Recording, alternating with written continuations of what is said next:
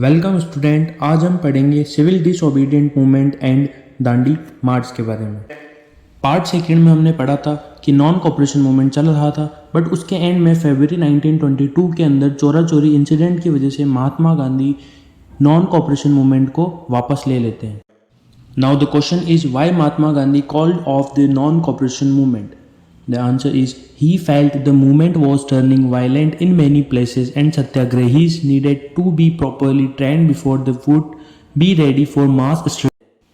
Third point, within the Congress, some leaders were now tired of mass struggle and wanted to participate in elections to the provincial council that had been set up by the Government of India Act of 1919.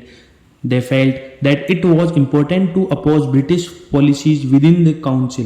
Now, Congress के जो कुछ leaders थे वो मास struggle से परेशान हो गए थे और वो चाहते थे, उनका ये कहना था कि हमको प्रोविंशियल काउंसिल के जो इलेक्शन है उसमें हमें पार्टिसिपेट करना चाहिए और ब्रिटिश गवर्नमेंट की पॉलिसीज़ को उस काउंसिल के अंदर से भी हमें उसका विरोध करना चाहिए, इसलिए वो इलेक्शंस में पार्टिसिपेट करना चाहते थे।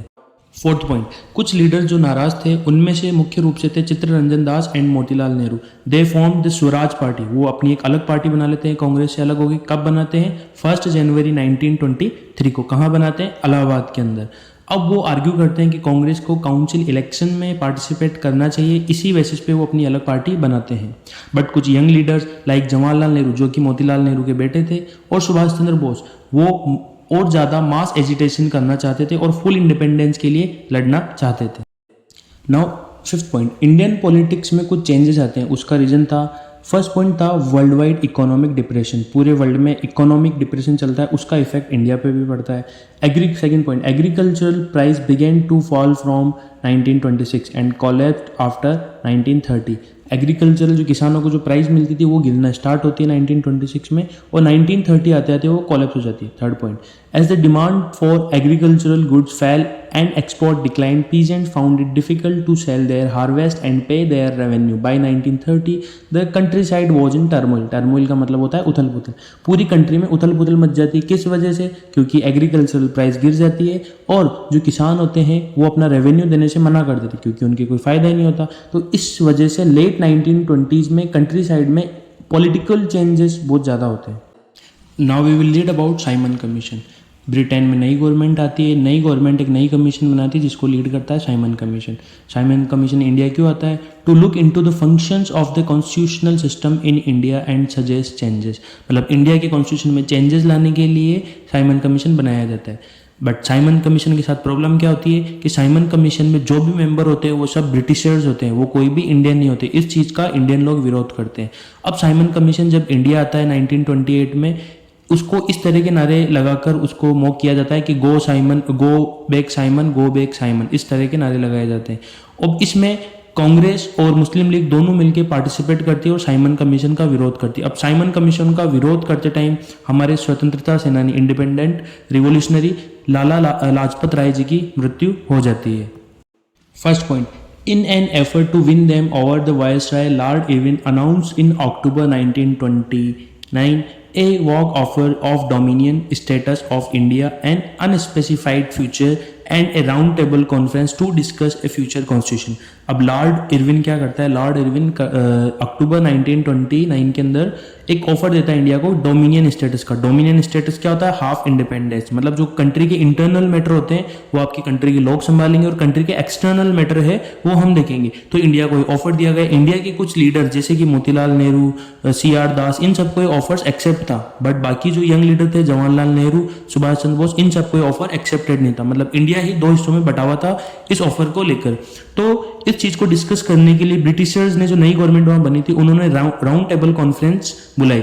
उसके लिए उन्होंने फर्स्ट राउंड टेबल कॉन्फ्रेंस की, उसको कांग्रेस ने बाइकआउट किया, उसमें वो गए नहीं। उसके आगे क्या होता है?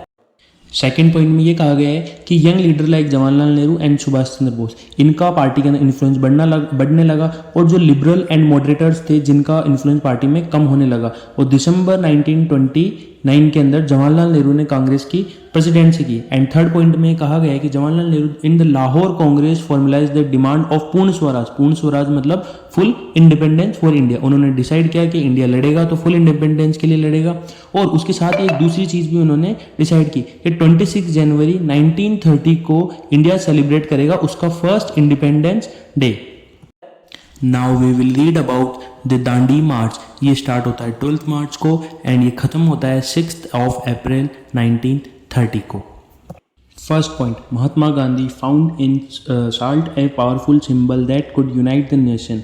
On 31st January 1930, he sent a letter to Viceroy Lord Irwin stating 11 demands. Mahatma Gandhi 31 जनवरी 1930 को जो वायसराय था हमारा लॉर्ड इरविन, उसको अपनी 11 डिमांड्स लेटर में लिख के भेजते हैं। Second point, some of these were general interest, other were specific demands of different classes from industrialist to peasant. The idea was to make the demands wide ranging so that all classes within Indian society could identify with them and everyone could be brought together in the united campaign. अब महात्मा गांधी का main motto हमेशा ये रहता था मैं सबको एक साथ लेके चलूं और सबको एक साथ लेके लड़ाई लड़ूं।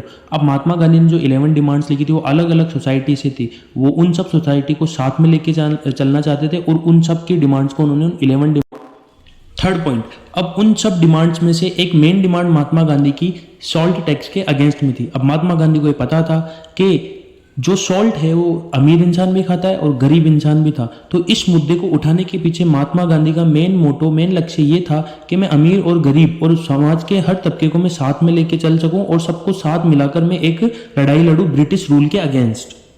फर्स्ट पॉइंट, महात्मा गांधी ने जो लेटर लिखा था उसमें महात्मा गांधी ने 11 डिमांड्स लिखी थी और वो 11 डिमांड्स में महात्मा गांधी ने लॉर्ड इरविन को अल्टीमेटम दिया था कि 11 मार्च तक अगर ये मेरी डिमांड्स पूरी नहीं होती है तो मैं एक नया रिवॉल्यूशन स्टार्ट करूंगा, उसका नाम होगा सिविल डिसोबीडिएंट कैंपेन। अब इरविन ने, सेकंड पॉइंट, इरविन ने इन डिमांड्स को एक्सेप्ट भी नहीं किया और नेगोशिएशन भी नहीं हुई उनके बीच में। तो महात्मा गांधी ने स्टार्ट कर दी अपनी साल्ट मार्च अपने 78 ट्रस्टेड कंपेनियन या फिर वॉलंटियर्स के साथ में। Third point, Mahatma Gandhi 240 miles चले थे।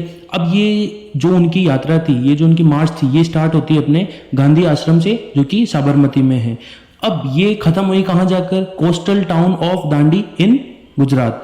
Fourth point, the volunteers walked for 24 days and 10 miles a day। अब वो 24 डेज तक कंटिन्यू चले, एक दिन में वो 10 माइल्स चलते और टोटल वो 240 माइल्स का उन्होंने एरिया कवर किया।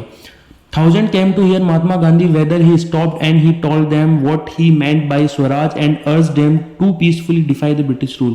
रास्ते में उनको लोग मिलते, उनको उन्होंने मोटिवेट किया और अंग्रेजों के अगेंस्ट, ब्रिटिशर्स के अगेंस्ट उन्होंने पीसफुली डिफाई करने के लिए उनको मोटिवेट किया। Fifth point, on 6 April he reached Dandi and ceremonially violated the law manufacturing salt by boiling sea water। 6 अप्रैल को वो दांडी पहुंचते हैं और वो समुद्र के पानी को बॉईल करके नमक बनाते हैं और नमक कानून को तोड़ते हैं। 6 point, this mark the beginning of the civil disobedient movement. और 6 अप्रैल 1930 को इसी के साथ में सिविल डिसोबीडिएंट मूवमेंट हो जाता है start. Now the question is what is civil disobedient movement. Civil disobedient movement में महात्मा गांधी ने यह बताया कि आपको कुछ चुनिंदा कॉलोनियल लॉज को ब्रेक करना है। Now next question is how was civil disobedient movement was different from non cooperation movement. ये बहुत इंपॉर्टेंट क्वेश्चन है। Civil disobedient movement and non cooperation movement में क्या डिफरेंस है? First point, people were now asked not only to refuse cooperation with British as they had done 1921 and 22 but also to break colonial laws। आपको colonial laws तोड़ने, उसके साथ साथ अंग्रेजों को कॉपरेट भी करना है। Second point, 1000 in different parts of the country broke the salt law, manufactured salt and demonstrated in front of government salt factories। लोगों ने salt law को तोड़ा और salt बनाया, अंग्रेजों की जो फैक्ट्रियाँ थी उसके सामने उन्होंने प्रोटेस्ट किया।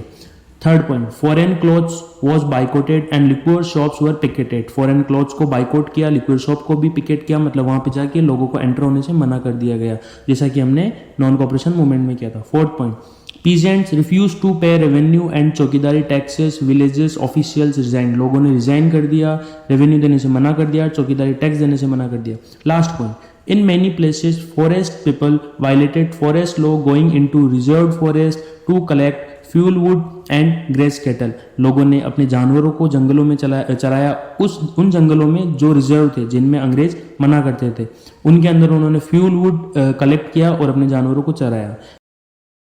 नाउ पार्ट 3 का जो बचा हुआ हिस्सा है हम नेक्स्ट वीडियो में करेंगे।